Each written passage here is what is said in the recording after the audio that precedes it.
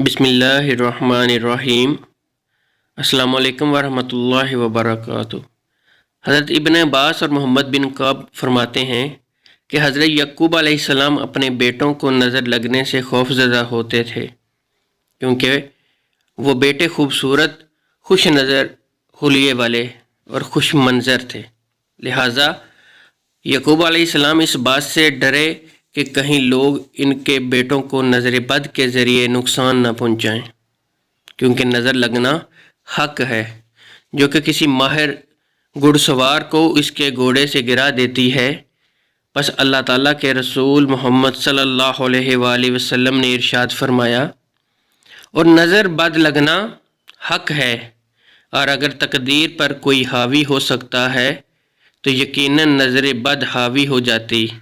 اور اگر تم لوگوں کو خود کو غسل دینے کا کہا جائے تو غسل دو۔ حضرت ام سلمہ رضی اللہ تعالی عنہا سے روایت ہے، ایک دفعہ رسول اللہ صلی اللہ علیہ وآلہ وسلم ان کے گھر تشریف لائے اور ان کے پاس ایک بچی بھی تھی جس کے چہرے پر پلاہٹ اور کمزوری تھی،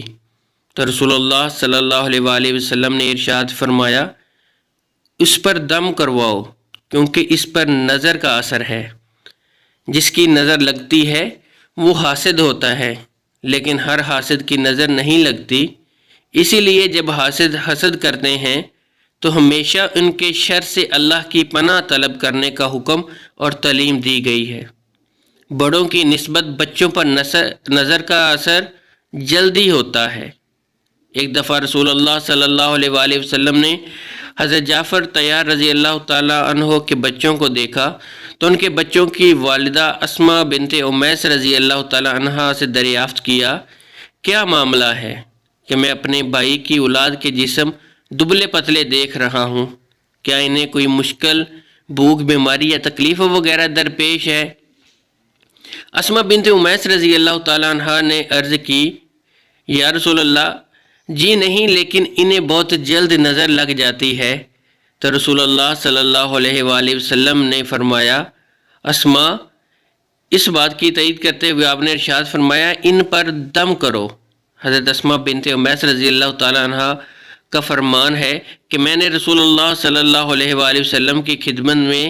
دم کے الفاظ پیش کیے تو انہوں نے ارشاد فرمایا، ان پر دم کرو۔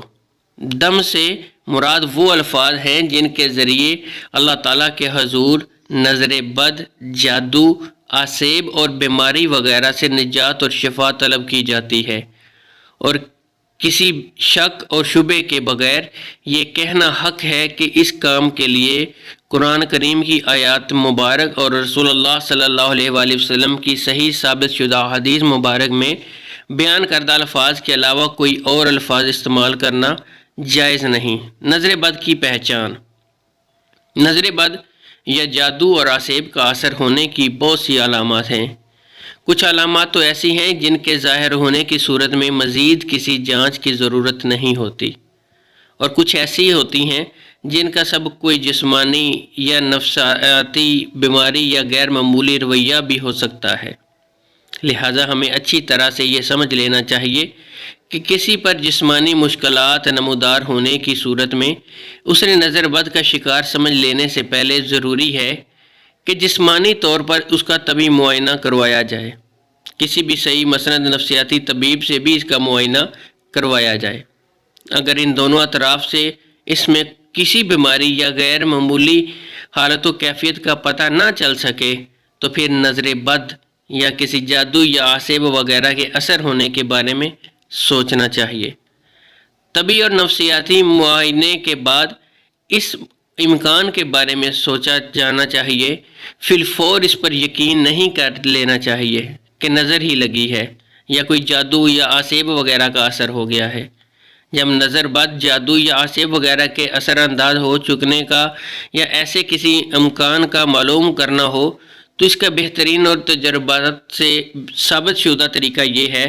کہ جس شخص کے بارے میں ایسا کوئی شک ہو، اس شخص پر قرآن کریم کی تلاوت کی جائے، ان آیات کی تلاوت جو صحیح عقیدے اور عمل والے علماء کے تجربات کے مطابق اور بلا شک و شبہ اللہ تعالیٰ کی معیشت سے ایسے معاملات میں علاج کی تاثیر رکھنے والی ہوتی ہیں۔ جب ان آیات کو مشکوک شخص یا مریض شخص کے سامنے تلاوت کیا جاتا ہے یا بسا اوقات جب ان کے سامنے قرآن کریم کی تلاوت کی جاتی ہے تو اس پر درج ذیل علامات ظاہر ہوتی ہیں۔ چہرے پر پلاہٹ ظاہر ہونا، سینے میں گھٹن کا احساس ہونا، تلاوت سننے کے دوران جسم کے مختلف حصوں میں درد ہونا، معمول سے زیادہ گرمی محسوس ہونا، پسینہ آنا، خاص طور پر کمر پر پسینے کی کمی یا زیادتی سے نظر کی شدت کا اندازہ ہو جاتا ہے، پہلو میں درد محسوس ہونا، بے چینی کی کیفیت ہو جانا اور ادھر ادھر دیکھتے اور متوجہ ہوتے رہنا، رونا یا کسی سبب کے بغیر اور رونے کی کیفیت کے بغیر آنسو جاری ہو جانا۔ کسی وقت یہ حالت پاس بیٹھے ہوئے لوگوں پر بھی اثر ہو جاتی ہے جو کہ علاج کی غرض سے نہیں بیٹھے ہوتے۔ ایسی صورت میں معالج کو ان کی طرف بھی توجہ کرنا پڑتی ہے، لیکن دیکھنے والوں پر عموماً یہ اثر مریض کی حالت دیکھنے یا آیات شریفہ کو سمجھنے کی وجہ سے ظاہر ہوتا ہے۔ اس سے یہ نہیں سمجھا جانا چاہیے کہ وہ لوگ بھی کسی نظر یا جادو یا عصیب کا شکار ہیں۔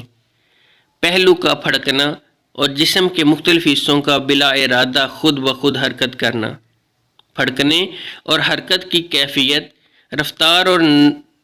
انداز سے بھی علاج کروانے والوں کی نظر بد کی قوت کا اندازہ ہو جاتا ہے۔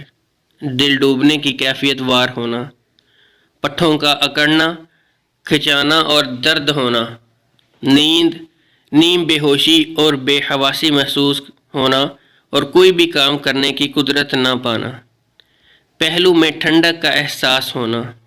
کسی طبعی اور مادی سبب کے بغیر جسم پر نیلاہٹ اور سبزی مائل دبوں کا ظاہر ہونا۔ نظر بدی کا علاج نبوی صلی اللہ علیہ وآلہ وسلم ہے وہ دم جو جبرائیل علیہ السلام نے رسول اللہ صلی اللہ علیہ وآلہ وسلم پر کیا۔ اس دم کا ترجمہ یہ ہے کہ میں اللہ کے نام سے آپ پر دم کرتا ہوں اور اللہ ہی آپ کو شفا دے گا ہر ایک بیماری سے جو آپ میں ہے۔ اگر گروہوں پر گانٹ پر جادو اور ٹونے کرا کے پھونکنے والیوں کے شر سے اور حسد کرنے والوں کے شر سے جب وہ حسد کرتا ہے، اسے مریض پر 3 دفعہ پڑھا جائے وہ دم جو رسول اللہ صلی اللہ علیہ وآلہ وسلم ہر قسم کے مریضوں پر فرمایا کرتے تھے، جس کا ترجمہ یہ ہے: تکلیف کو مٹا دے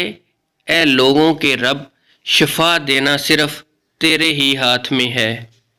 بیماری تکلیف وغیرہ کو دور کرنے والا تیرے سوا اور کوئی نہیں۔ اگر آپ کو ہماری ویڈیو اچھی لگی تو ہمارے چینل کو ضرور سبسکرائب کریں۔